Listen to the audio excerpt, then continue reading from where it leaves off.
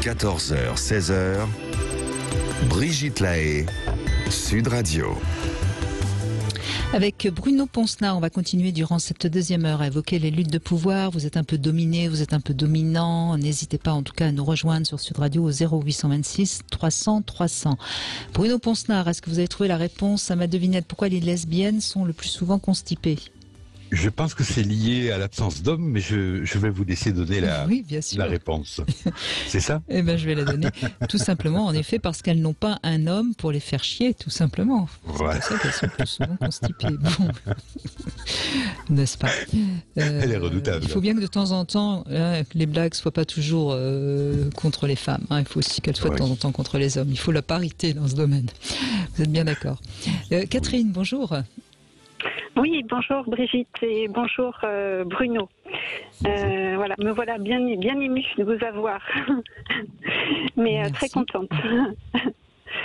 Alors, oui, je voulais intervenir par rapport à ce que j'ai vécu. Et moi, j'ai été dominante, pas au sens sexuel du terme, mais on va dire un caractère dominant dans les tout débuts de ma vie, avec mon conjoint. Et en fait, je l'ai compris au bout de 10 ans, 15 ans, on va dire. Mais j'ai réagi de cette façon pour, en fait, me défendre. Parce que j'avais le sentiment d'avoir perdu au départ une bataille. Comme on dit, l'expression, c'est on perd une bataille, mais on perd pas la guerre.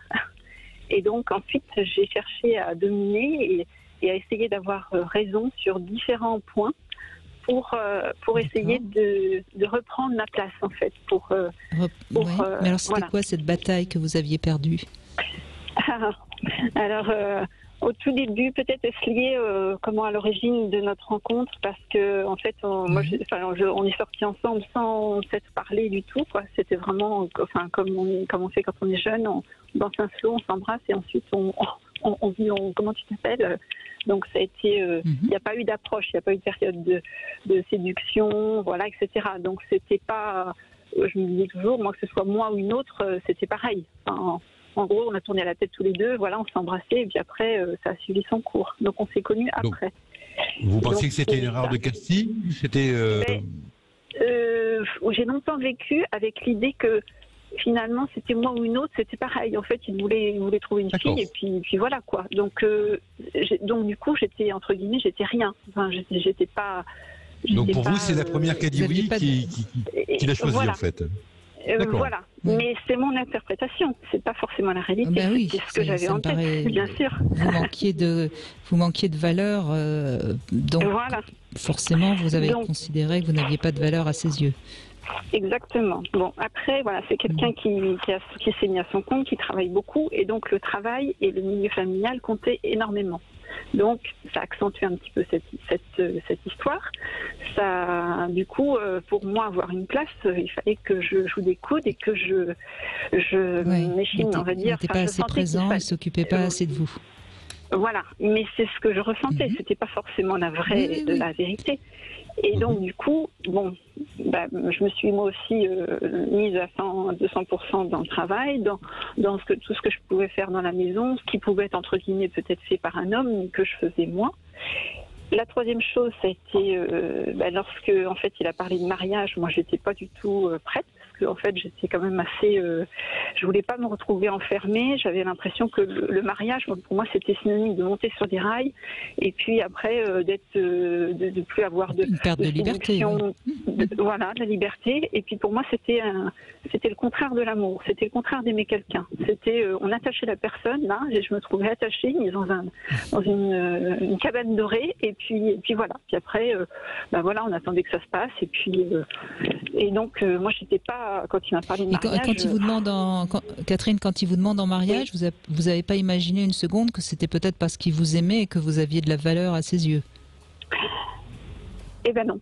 Mais je pense que je manquais aussi cruellement c'est clair, de confiance en moi. Confiance en vous. Et donc, ce serait intéressant de savoir pourquoi vous avez intégré toutes ces choses qui contribuent à la rencontre de quelqu'un et d'une union. Alors, je ne sais pas qu'on est obligé de se marier, hein, mais ce qui est intéressant, c'est peut-être de comprendre quel modèle vous avez eu, vous, en tant que fille, pour intégrer que le mariage, c'est l'étouffement, que s'engager avec un homme, c'est être aliéné ou en tout cas inféodé par l'homme, c'est perdre la liberté. C'est. Oui, voilà. Moi, je me questionne sur le modèle que vous avez pu avoir, papa, maman, ou autre chose, hein, je sais pas. Hein. Non, j'ai eu un modèle classique, des parents, rien de particulier, rien de. Non, je fais partie d'une fratrie de 3 frères et sœurs. Il y a eu 2 mariages, on va dire traditionnels, mais moi, j'étais pas dans cette image-là. Déjà, je ne voulais pas être mise sur un piédestal comme une meringue décorée avec le mariage et tout le flanc là. Vous avez une image du mariage, nom de Dieu. Pardon, je jure. Non, mais c'est une féministe. Catherine est une féministe qui s'ignore, Bruno Ponsard. Non, mais c'est à la fois, je ne critique pas ceux qui le font, mais pour moi, on n'a pas besoin d'aller signer devant monsieur le maire ou je ne sais pas trop qui et prouver qu'on aime quelqu'un. Il y a d'autres façons de le faire. Et voilà, j'avais pas besoin d'un contrat pour prouver qu'on. Donc quand il vous demande en mariage, vous dites non. Quand il vous a demandé en mariage, vous avez dit non. Oui, puis en plus, il l'a peut-être demandé maladroitement. Il m'a pas dit parce qu'il m'aimait. Il m'a dit, tout le monde se marie, donc on va se marier. Oui, bon, d'accord. Alors, c'est pas terrible. Oui, peut-être une maladresse, ça part effectivement. Voilà, des fois, il a fait un peu maladroit, mais je pense qu'il avait un peu peur. Enfin bon. Et puis, non, c'est le mariage. À chaque fois qu'on m'en parlait, je me mettais dans un trou de souris. J'en ai pleuré. Ça m'a un peu traumatisée. Mais j'ai fini par dire oui parce que de toute façon, on voulait avoir des enfants. Et je sentais que c'était quand même lui avec qui je voulais vivre. Mais donc, j'ai fini par dire oui. Et pour la petite bizarrerie, on a fini par se marier le jour de mon anniversaire en plein hiver. C'est curieux quand même. C'était un hasard, mais ça fait... Voilà. Donc comme ça se voit pas. Oui, vous fêtez votre anniversaire, vous fêtez pas votre année de mariage. Voilà. Non, j'ai encore... Maintenant, ça va mieux, mais j'ai quand même, au bout de 20 ans, j'ai quand même du mal à dire que je suis mariée. C'est quelque chose qui me... Ah oui. Voilà. Et après, la 4e chose, je pense, qui a accentué, c'était là où on habite, la maison. On a repris la maison familiale donc de ses parents, de mes beaux-parents. Et c'était pas trop un choix. C'était soit il fallait que je prenne le paquet, le garçon plus la maison, ou alors voilà quoi, on arrêtait. Ah, il y avait peut-être la peur d'épouser la famille avec alors.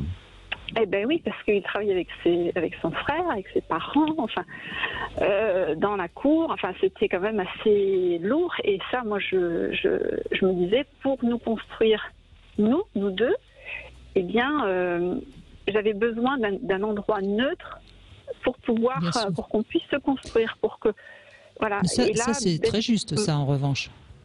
Oui. Donc ça, je lui ai dit. Alors je lui ai dit que je ne voulais pas aller dans cette maison, que aux beaux-parents, je leur ai dit que j'avais rien contre eux, mais que je ne me sentais pas d'être dans cette maison. Que voilà. Bon, j'en ai pleuré toutes les larmes de mon corps, mais on a fini quand même par acheter cette maison. J'ai fini par dire oui. Et donc, je pense que comme j'avais perdu ces batailles-là, et bien après, inconsciemment, j'ai essayé de dominer. En étant têtue, entre guillemets, sur différents points qui devaient être agaçants pour lui parce que des fois c'était pas incompréhensible mais irrationnel et donc voilà. Donc au bout de 10 ans, 15 ans, j'ai quand même après j'ai été faire quelques séances chez une psychologue pour un petit peu éclaircir tout ça. Oui. Et aujourd'hui ça va? Vous êtes en paix avec ça? Oui. Oui, non. Aujourd'hui, ça va. Je sais. Non, ça va. Je suis en paix, mais c'est beaucoup mieux.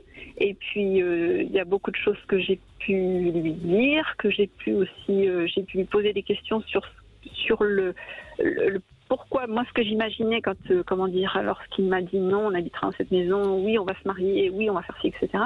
Donc, j'ai eu beaucoup de réponses de sa part, mais 20 ans, on va dire 15 ans ou 20 ans après. Et ça, j'en avais besoin. Et puis, à l'heure d'aujourd'hui, j'arrive beaucoup plus à lui parler et à lui dire ce dont j'ai envie. Et pourquoi, par exemple, lorsqu'il me dit non, ça c'est pas possible, etc., pourquoi ça me blesse, mais sans me fâcher, sans sans essayer de le dominer, essayer de le contrer. Oui, puis mais moi, je pense, Catherine, que vous êtes l'exemple type d'une femme qui, quand elle est encore très jeune, est débordée par ses émotions et n'arrive pas du tout à rationaliser. Exactement. Et donc à communiquer. Il me semble que c'était ça votre handicap. Oui. Et du coup, vous avez fait vos petites réflexions émotionnelles intérieures qui n'étaient absolument pas dans la réalité concrète de votre histoire. Oui.